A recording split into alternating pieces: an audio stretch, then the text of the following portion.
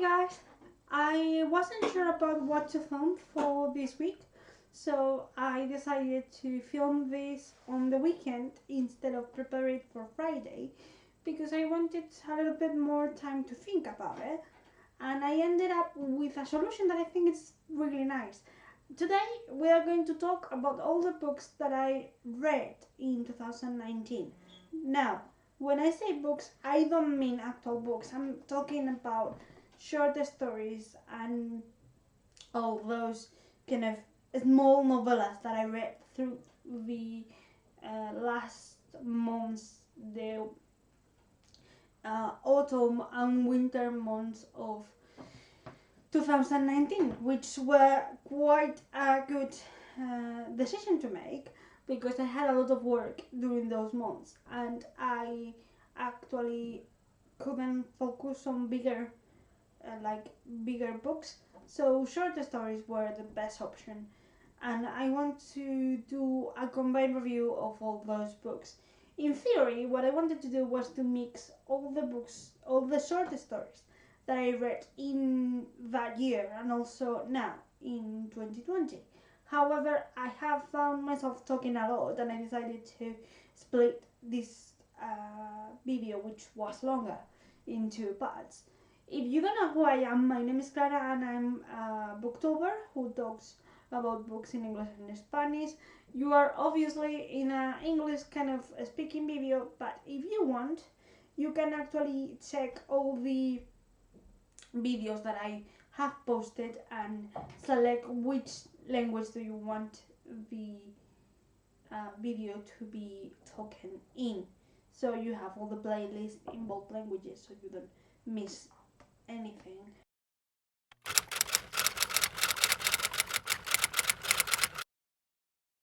Well, the first one I'm going to talk to you about is called Secreto o Pesadilla in Spanish, and it's written by Cristina Martín de Francisco, who is a very dear friend of mine, who is the owner of the blog called Under Her Own Name. She is a writer of several short stories, but we are going to talk now about this one. This is a short story that is available in Spanish in the kind of open and social payment kind of platform called Lectu. Is a Spanish platform, I believe, although I think you can actually find um, other books in other languages, and you can actually buy books in digital format for a price, or as in this case, you can get books or short stories for free in exchange of a little bit of advertisement through social media, for example.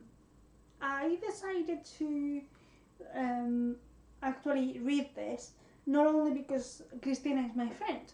I decided to read this because this was going to be part of a book, a short story book, where the main character was a hotel called Hotel Caronte, kind of Caronte Hotel, following the mythological figure of the Caronte, who is the person who travels with the spirits to the underworld in a tiny ship.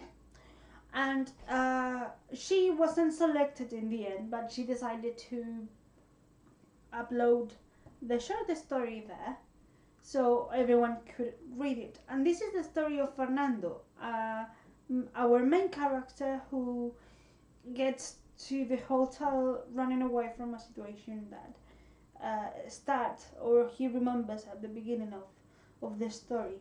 The problem is that the soon he enters into the hotel, the consequences of the action that he was running away from, and the kind of second thoughts, the aftermath of that event is still haunting him, and it will take form in the proper hotel.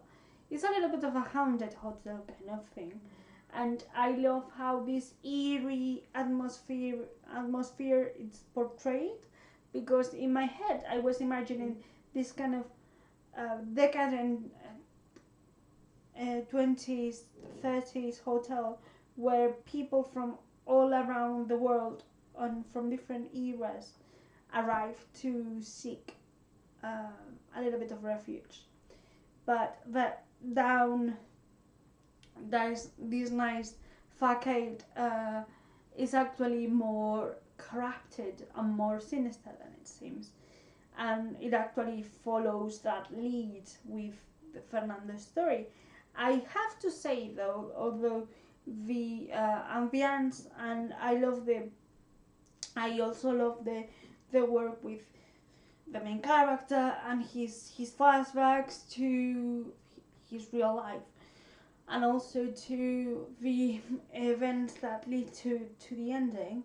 I have to say that with this short story, I was a little bit not disappointed, but I feel like it ended very abruptly, and I was hoping for a more rounded resolution, which we didn't get. However, I can actually see the effort of trying to get this eerie, scary vibe to the story, which is, I think, horror is the genre that I believe it's the more complicated. And I feel like it was well done. I only was hoping for a better, kind of more rounded finish, and also a little bit more of a longer tale to tell. After that, I think I was like looking for scary, spooky vibes of stories, and I decided to read The Turning of the Screw, if I'm not mistaken, by Henry James. I actually listened to this in a dramatization form, and I was quite scared. I wasn't expecting to be this scared. I mean, you have to know that I normally use the audiobook for when I'm going to bed beforehand, and I spend an hour and a half listening to something. And when I read The Turn of the Screw, I was hoping for like continuing this kind of a scary vibe that Christina's short story left me. However, I was shocked by the amount of twists and turns, and also the scary bits of it. I actually jumped in bed while I was listening to this. This is a story of a governess who starts working in a mansion, in a kind of an estate, as a professor, as a tutor, and a caretaker of two very bright children. And when she steps into the house, she starts listening to stories about two other members of the staff who were former members of the staff.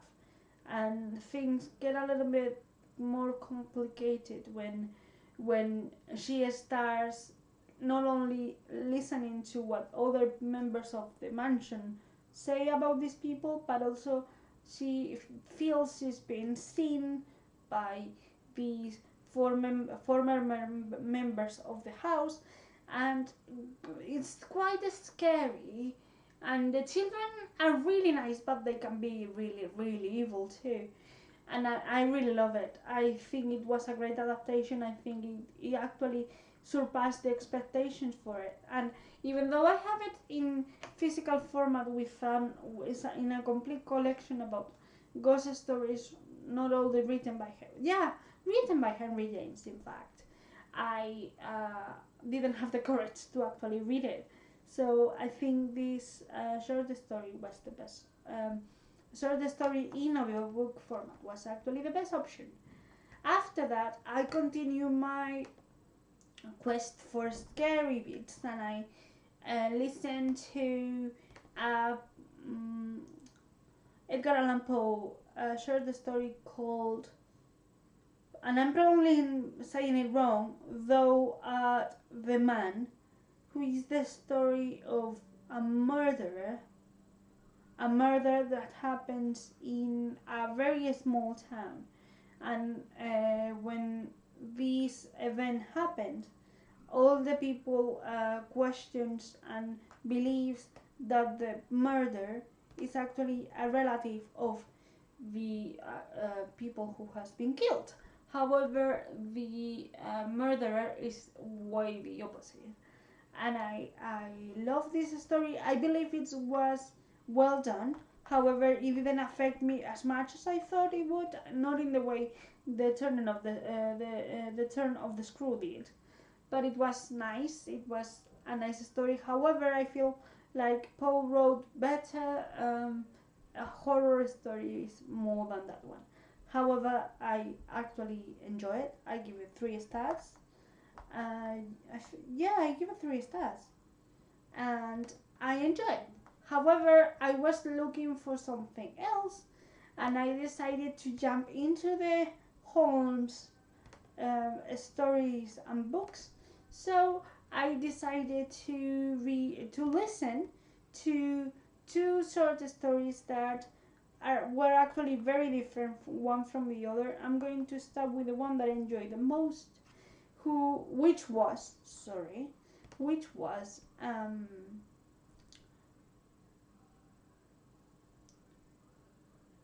The Dancers. This is probably The Dancers. This is a short story that involves kind of scarier, darker themes, and I really love it. I listened to an audio dramatization as well, and I believe it was very nice. It was very nice to see also that, and in the other short story that I also enjoyed, but I enjoyed it a little bit less. That is called the Mystery of the Second Letter. Yeah, no, the Adventure of the Second Stain. I'm not sure if it's like that. In my edition it's called like that. Let me just check.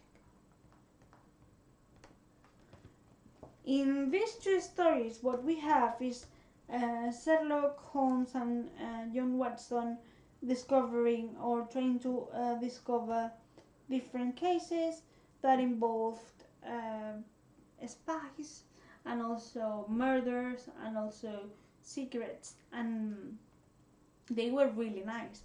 And I love these stories because of how they were actually acted by professional actors, and also with sound effects. And also in the 2 stories, the person in charge of the channel and also the person in charge of adapting these sort of stories into radio, she is a very famous kind of actress and very specialized in audio fiction, in radio fiction, and she became the voice of reason within Sherlock Holmes' mind. And it's really funny and witty to see them argue, because although the voice of reason that lives inside Sherlock Holmes points out what Sherlock should be paying attention to, she's quite sarcastic and kind of witty, and is trying to be clever and quicker than its owner. And it's really funny to see how Holmes debates within that voice, which in my head is actually part of himself as well. But he actually does it out loud, so Watson is always like a little bit confused, like, why are you saying this to me? I'm not being rude, I'm not being contradictory to you, when actually Holmes is not referring to Watson at all, but to himself. And my reason to love more The Dancers than the other story is because the Dancers plot twist is more complicated and darker than actually the other story. In The Dancers, we are following a case that actually revolves around a young lady being unable to sleep because she has seen a picture, a drawing of tiny dancers in her doorstep, and that has led to people getting hurt in the following day. And she refuses to go to bed because she believes her husband or someone within her household is going to be hurt.